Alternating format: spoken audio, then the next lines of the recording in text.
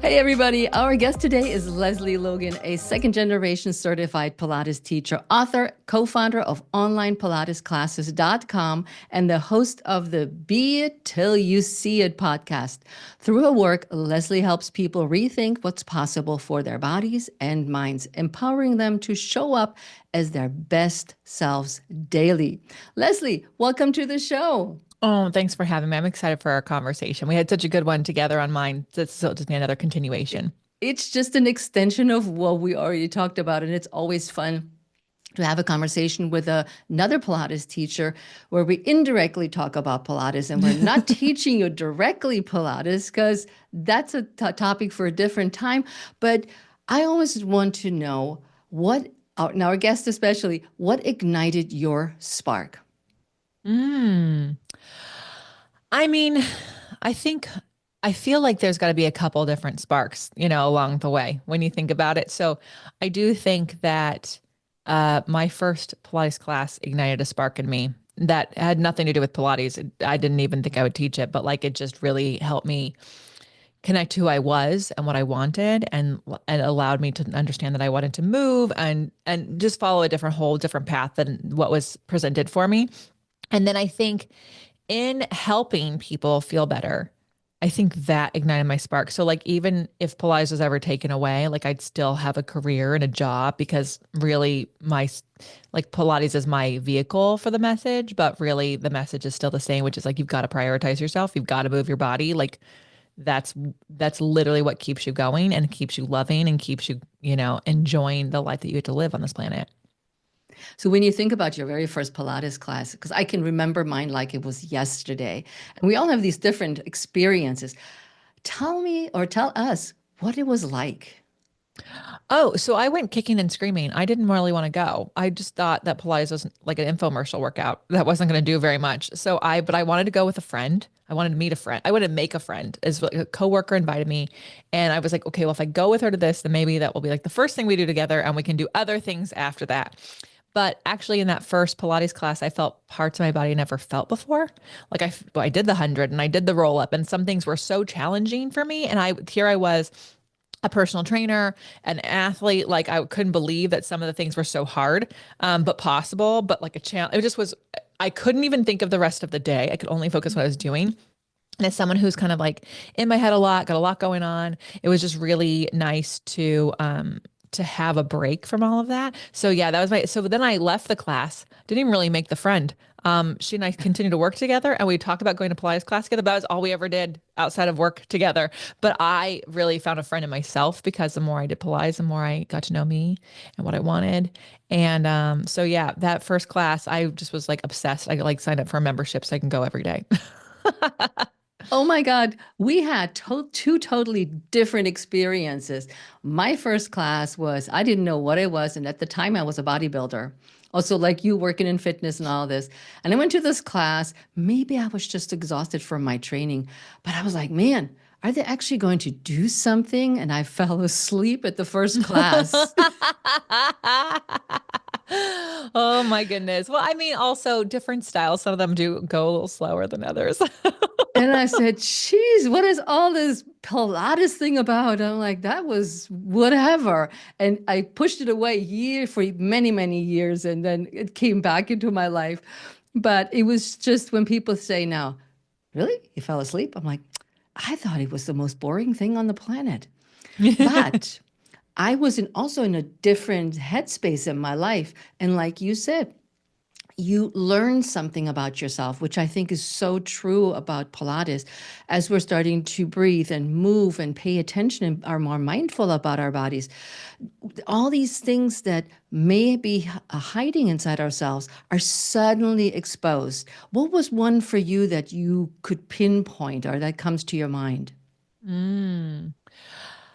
Um, I think that like I still do because I'm a recovering perfectionist, but I feel like Pilates forced me to stop finding perfection and start finding connection Mm. because like I could look like I was doing the exercises, but that didn't mean I was connected to the exercises. And so when I had to find the connections to the exercises, I had to stop looking like the pictures or looking like what people were doing. And I had to let go of like the perfect picture that I was thinking I could get away with, and that's how I got through most of my education and careers. Like I could just look like I was doing it right. And you're pretty much right most of the time. But like in Pilates, that's not how it goes. It's not about what it looks like.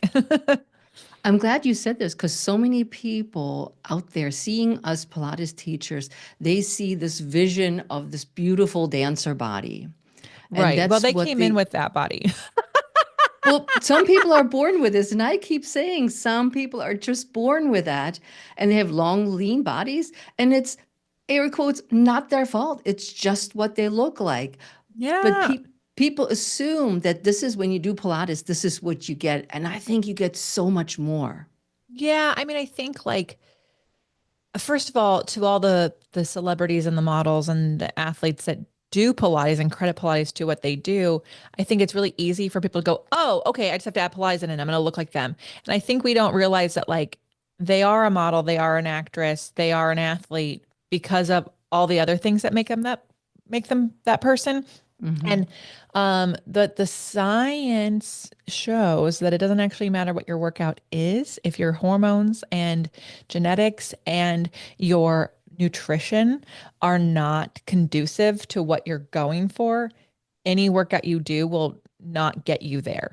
Now, if you have the hormones, genetics, and the food, and you add the working out in, yes, it can help. But like we can't just because someone's long and lean doesn't mean Pilates did that. We can't actually lengthen anything, right? Like I can't stretch your bones to be longer, the shape of your muscles, but we can affect the strength of your body and the mobility of your body and the longevity of your body. And I wish we could be more obsessed with that as humans, but that's not marketable. That's not what the editors want. That's not what sells the magazines. And unfortunately, just based on the quotes I'm being asked to give, our magazines are definitely going back to the 5 exercises that will tone your arms and your abs, And so, and if people buy those, then they will continue to go that way. And so I think like if you get frustrated by like everyone has to look a certain way, stop buying the things that have that stuff on the titles because there is enough evidence that proves that the longevity comes from doing Pilates and doing other modalities like it that give you mobility and strength and stamina to stand the test of time, right? But you gotta if you want the other stuff, you gotta look at the things that no Pilates instructor can help you with. So sorry.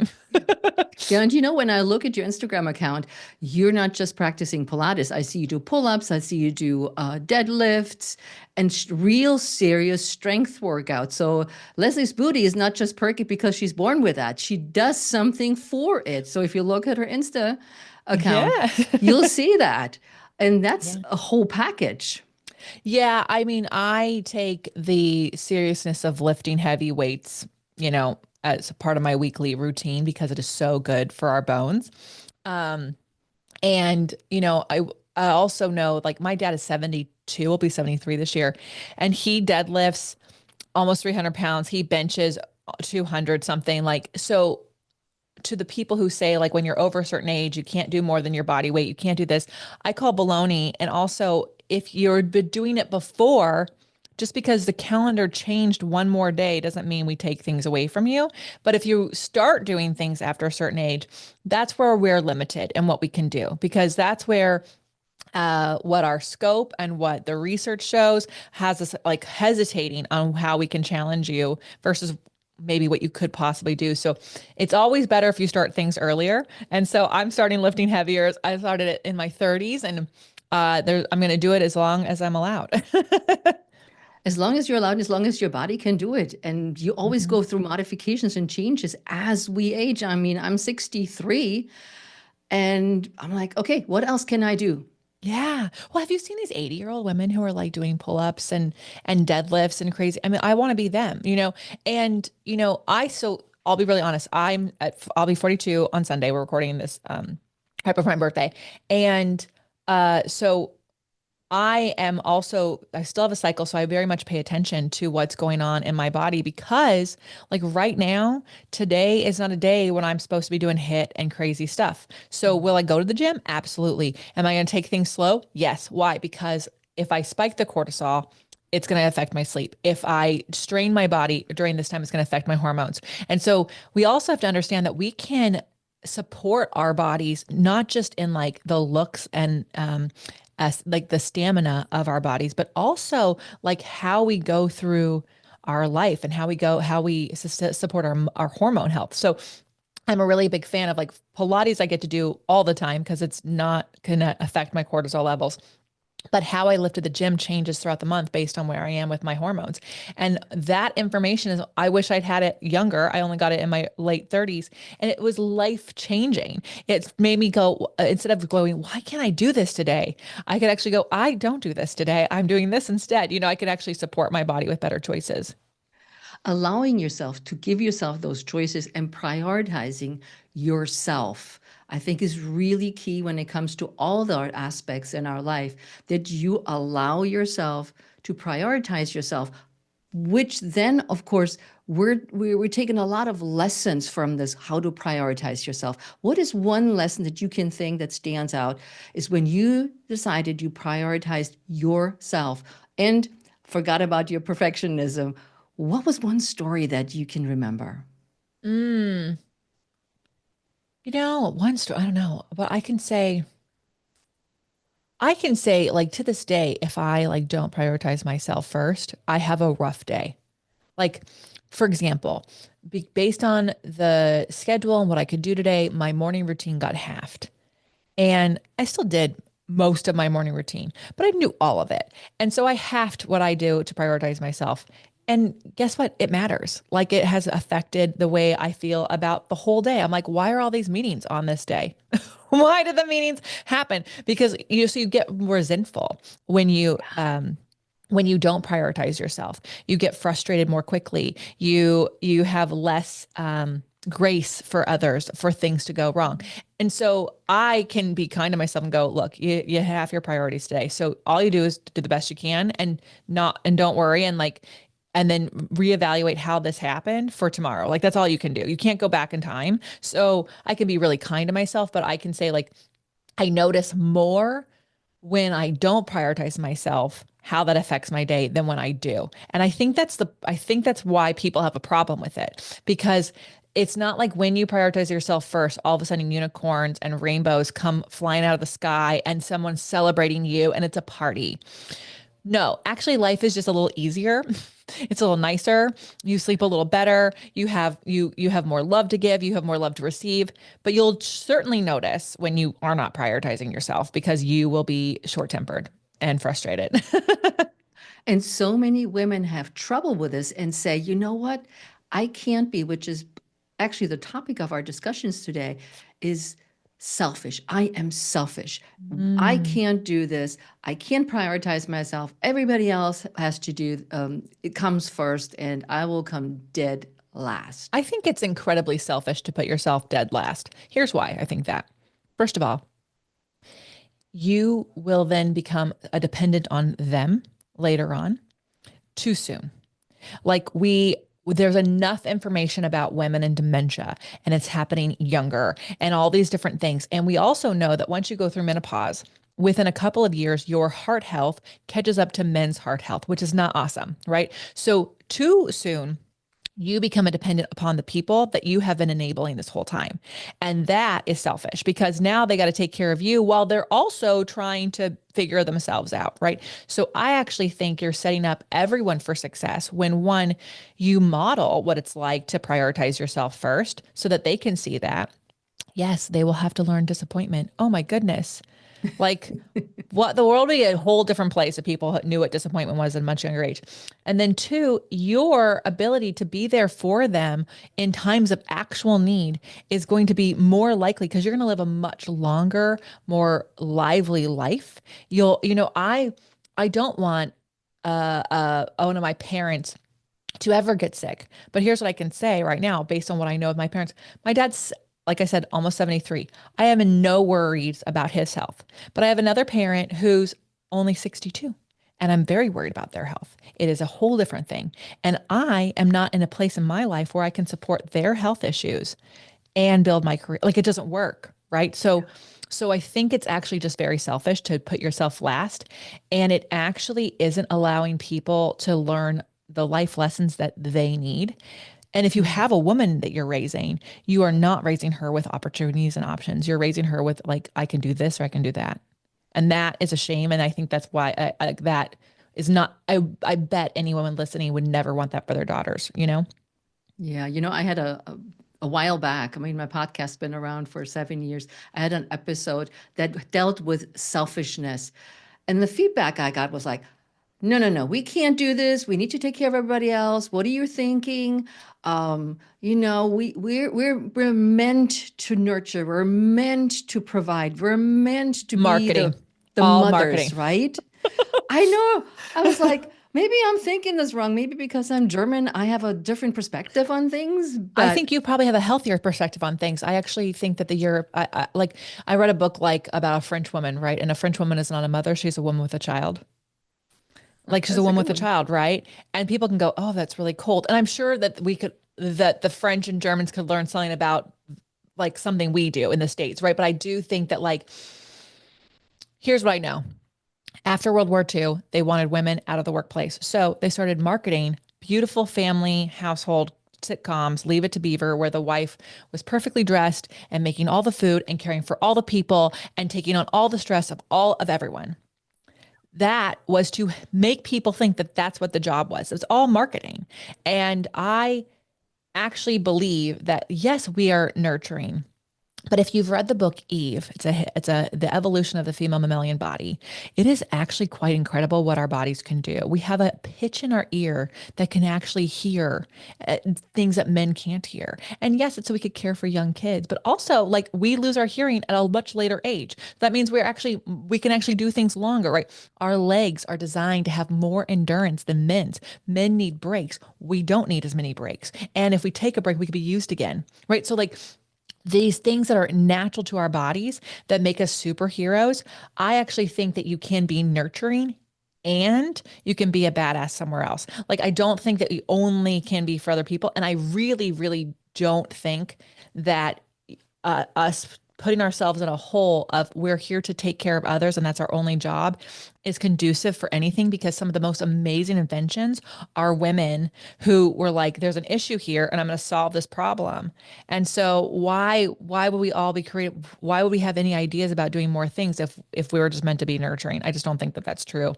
And so to the women who got mad at you, I actually think that I'm glad they got mad. I hope that that makes them go like, what is happening to me? I hope it makes them think because also like sometimes it's really scary to fight for another life. Like, what if you're not needed?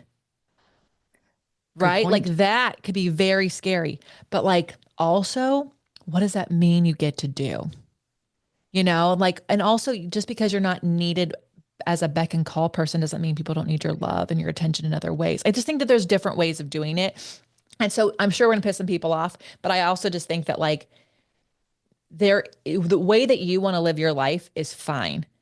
But that doesn't mean how everyone has to live their lives. And you and I have a lot of experience working with so many different women of different age groups and being in this industry for a really long time and different parts of the fitness industry. And we know that if you don't take care of your body, it doesn't take care of you. So, Yeah. period. It doesn't matter how much you loved other people, your body's not going to go, oh my God, well, I loved so many people, so therefore I'm healthy. No, it's not how it works. That's a very good point, Leslie. It's like my body's loving me back only as if I give it a love as well. Very Hmm. true. And that goes into also the category of self-care, because self-care, again, is another word that so many people poo-poo on as they go, self-care, you just want to go get a facial or go to the spa, which it's not. No, so well, facials and spas are like rewards, Great. special treatments. I just got one today. I'm like, yay. Yeah. And also like part of maintenance, part of making sure you don't have skin cancer, like all these different things. So, but okay, so self-care, here's the deal. If you are financially in a bad place, if you are time spent, you got a lot on your plate. I know that there's like single parents or people who are taking on a lot. I know that there's people who have children with special needs. I understand that there's like everyone has a different life. So here's what self-care actually is, and anything extra is what you feel you need. Sleep. Every single body needs sleep. How much sleep you need depends on you. There's lots of different ways to figure out what you need, but you need sleep and you need to figure out how much sleep you need. Movement. We all need to move our bodies. However, you decide to do that, like I firmly like to think about moving my body with my cycle, but also if you are overwhelmed, just go for a walk. Walk every day, get your steps in. I know that they stopped saying it was about 10,000 steps that you need a day, but you need 10,000 steps in a day. Like, and I don't want it mean to make you feel bad, but like you don't realize how many steps you're doing in your house when you're cleaning up or like walking around the office. So like just get up and move around, right? And then fuel. You need, ladies, you need protein. You need more protein than you think you need. It's really hard to get in. If you're going to count anything in your life, count your protein. Like, make sure you're taking care of that. If that's the self care you can give yourself right now because you think that you have a life that can't add any more into it, that is amazing. You will be doing far more than anyone else is doing. And then on top of that, if you added meditation or reading a self help book or whatever, yes, all of that is true, but it's how you sprinkle that in is going to be up to you. But those three things are in your control. They really are. And if you need help, we have to normalize asking a neighbor, "Hey, I see our kids go to the same school. How about I take them on Mondays and Wednesdays and you take them on Tuesdays and Thursdays?" Like, how can we switch on Fridays? Let's like plan out who's got these Fridays. Like, you can plan these things. I'm telling you, I know that you're like, Leslie, you don't have children. I don't, but my neighbors do. And I literally watch every morning when I'm working out. I know what time of day it is because either one car is leaving to go pick up the other kids in the neighborhood to take them to school, or a different car is showing up. So I know that this is happening. And it gives some people just like you have some mornings to yourself. It doesn't have to be the same thing every day. Absolutely. That's such a good suggestion because I do have children and now I have almost two grandchildren. But it that's I know we have a baby boy in February, so number two is arriving. Woo! And so now I'm seeing the flip side too of, having been a mother, having gone through as a single parent too. How do I juggle my children? How can I find time for myself? And back then, I really made it my priority to get my teaching classes in, to as Mm, much as possible to not be able to cancel for different reasons. Like, here, take the kids, I need to go teach a class. But it was my saving grace to get away from the situation, hmm. to be me and to have fun. And which is, I like to add to your three list of three, is to be in a community. Yes. So important. We share stories, we talk about it. And as like I said, I just got a facial today, and the person who does my facial said she just played tennis with her friend, and they talked about underwear that keeps riding down or riding up. And Right. we know that from Pilates because underwear goes all kinds of places sometimes, or you just don't show up with underwear. But it was such, she said, it was such a fun and silly conversation. We were laughing, we had a great time, and we Yeah. prioritized fun, Yes. excitement. Well, I think we got tired. People are too, they don't realize, like, yes, it's hard to leave the house. I get that. I work from home. Like, it's not easy. But also, like, I've never regretted, like, I might like go, okay, here we go. Gotta go to this dinner. I'm really tired. But once you're there and you're around people, you're like, oh my God, I'm meeting people who have same things in common with me. Oh, I'm meeting so and so. Like, when I first moved to Vegas, I am very much an introvert. Like, I don't really actually care if I go anywhere, but I actually needed a hairdresser. I need a new facial place. I need a place to work out. Like, I need to know these things. So I made it a priority. I went to this locally owned shops and I went to them and I said, "Hey guys, like, I'm sure some of your customers do these things. Like, I'm looking for these things." And they were like, "Oh, actually, so and so and so and so. And by the way, we're having a birthday party next week. Why don't you come?" So I went to this birthday party. I didn't even know the birthday person, right? Because it was the husband of the store owner, and I made friends and I got into community, and it's not easy to participate. I travel a lot, but also like it's really nice to know that they're there, and it's part of the self-care because they can help you with things that you need and you didn't even know it, and it could be something that they want to give to the world and you need it and that you can receive that gift. So I think we all are too isolated. We think we have to do everything on our own, and if we ask for help in any way, it makes us look like we're not these amazing people. You know what I've never thought when people ask me for help is like, oh my God, they can do this themselves. I've never thought that. I've always thought like, oh, actually, let me help you. Like, actually, you should try this over here. Like, I've never been like, what a weirdo. They couldn't Google that. Like, you know what I mean? I know, I think it's also part of the nurturing part. And you and I are around a lot of people when we coach and teach. and they have all this information too. And they have all these things that we like literally Google with the people that we're surrounding ourselves with. And so we become this hub of information Mm-hmm. to Yeah. share. Yeah, I think that those people like us are drawn to jobs where like we can just connect people all the time. And I Yeah. also think like I think it's very easy for people listening to put pressure on themselves or obstacles in a way, be like, oh, I'm not that outgoing. Well, I don't know anyone. Or it's really like just try one thing. You don't try all these things. Like if there's like, if you're doing the walking every morning, you're focusing on your sleep, but you haven't been in community, go do that. We don't have to get it all right all of the time. And our needs are going to change with the seasons, with age, with a new grandkid coming in. All of a sudden, how you take care of the other grandkid and like everything changes a little bit. It's easy to, of course, you're going to add it in and you're going to figure it out, but like it's going to change a little bit. And so, I think that's why I'm so grateful that I learned how to be a recovering perfectionist because it's like I can feel my feelings and go, okay, well, how can I make it better next time? And how can I give myself grace this time and keep going? Yeah. And be taking care of yourself and be selfish and take the time to sort it all out. Mm-hmm. Mm-hmm. Because it doesn't pop on the top of your head that's like, this is exactly what I need to do. But I like your idea of, oh, how can I make it better next time? Oh, I missed it this time. Um, for instance, a story comes to mind when I just talked to my brother. He told me that my mom and his wife of 10 years never really connect. My mom always makes it believe that occasionally they're really connecting and really close, and which I know it's not true. But he said that his wife had hoped to get another mom Mm. with our mom and have Mm-hmm. somebody else to talk to in that age group aside from her own mom, Mm-hmm. which made me reflect on my relationship with my son and my daughter-in-law. Oh. And I never thought of it that way. And I said, yes, she's married. Yes, she's the mother of my granddaughter.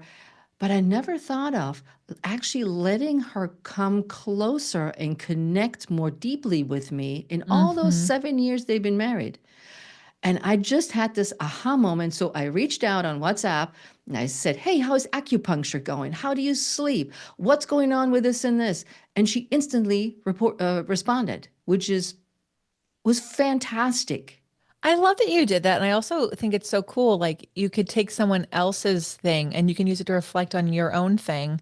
And you could have also easily been like, oh, I am doing all those things. Wow, that's so cool. I'm glad, like, but also to be like, I'm going to try this out and see what it's like. And I think it's to your story's point, like also the fact that she responded right away. Sometimes we think we're bothering people, so we Mm, don't. yep. Most people want to feel seen. That's what they That's, want. yep, absolutely. So, Mm-hmm. Lesley, will you tell our listeners about the tips that you can give them that are revolving around the SPARK method? Strategic, purposeful, authentic, resilient, and or knowledgeable. Okay, strategic. Yeah. Here's what we're gonna do. You are going to take a blank piece of paper. I like a piece of paper. I like taking a legal pad, turn it horizontal, and draw lines so you have 7 columns. Okay. Then I want you to put in the time you're gonna go to bed and the time you're gonna wake up. Those go in first. Do you see how self-care got sent in first?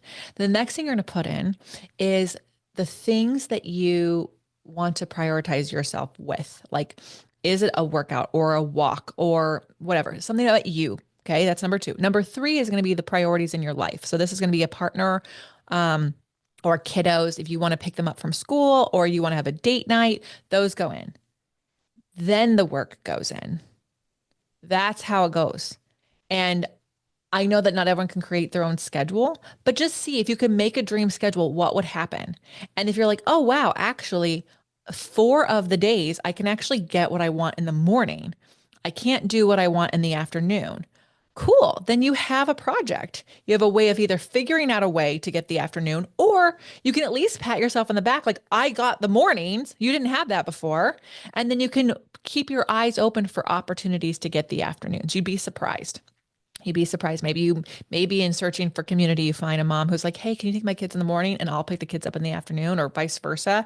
Like you never know. But if you don't know what you're looking for, you can't actually like see the opportunity that exists. So that's my thing is like grab a calendar, have an idea, and it'll allow you to know like when am I saying yes to doctors or women's? When am I saying yes to coffees? When am I saying, I have a girlfriend who's coming to town today and she lands like around 5:30. We go to the gym at 6. And I was like, great. I know you check a bag. Uber to the gym. We'll pick you up from there. Like, as opposed to, oh, okay, I'm going to miss my gym appointment because I'm going to pick my friend up. No way. That's going to make me resent what time she picked to fly in. She is going to be fine. If she is an adult human being who can get herself into an Uber safely to my thing. So if we have an idea of what our ideal schedule is that includes our self-care, we then have a map and a framework of when we can allow people to participate in it. I love that idea because most people would say, here is my to-do list. Oh, Right? Most people yeah. like, okay, here's my to-do list. And I may not have even prioritized it. I just scribbled it all down. I like the time frame. I like Mm-hmm. that work didn't come first. Self-care. Be Mm-hmm. selfish with your time and the things you want to do. I love that. Yeah. Well, also, like, I know that people who work for someone, you know, businesses pick hours to work 9 to 5, right? It is perfectly reasonable to ask, hey, I know that my job requires X, Y, and Z. It requires to be working assistant to you these times. Is it possible if I actually come in an hour earlier so I can set everything up for you, and then I leave an hour earlier, which will allow me to pick my kids up? They can say no, and that doesn't mean that they're a jerk or unwilling. It might be that they can't do it, but you can't ask. But you have to, as a person who owns a business, you have to come with the plan and you have to sell it to the person. How is it going to benefit them? Because it can't just be all about you, but you Mhm. can do it. And you'd be surprised what people can do, right? My assistant was like, hey, I actually want to do X, Y, and Z with you. And I said, okay, well, here's what I need you to do to show me that I can even pay for that, you know? Fair. And she's like, okay, great. And so it's communication is really the thing. Mhm. But I think it's all possible. And I also think that just because it's not now doesn't mean you shouldn't know what you're trying to work towards. Yeah, I couldn't agree more. And ask, please ask. Don't be afraid to ask with the wondering what the outcome might be. And Hmm. already in your head, picturing that they say no. Right. Well, then you just manifested that. So you get There you go. Lesley, final question. What are you most excited about right now? Okay. So I think that I'm most excited about, aside from turning 42, I love my birthday. I think birthdays are amazing. I am going back to Cambodia where we have a house and I run retreats. I'm going back there in a February, which is the first time I'm going back in a February since 2020. And so, because of the pandemic, we were there when the pandemic started. And it was a very cool experience, very weird, a little uncertain on the way in, but it was a very cool experience to be in a country that lives mostly outdoors, that didn't have any COVID, and nothing was shut down until while we were there. Everything. So it was like Wow. this weird experience. But because of how long the country was shut down and everything, I've only been able to go once a year since 2022. And that was in October. And I actually love the February time. And I'm excited about that. I'm excited to see the sunrises in Asia in the February because they're more purple and orange. I'm excited to show this place that I love with other people. I'm excited to share the experience with people. So that's what I'm most excited about in this moment. Oh, I love Cambodia. We went once, and the sunrise over Angkor Wat was just breathtaking. I know. Breathtaking. I've really wanted to be there for the spring equinox.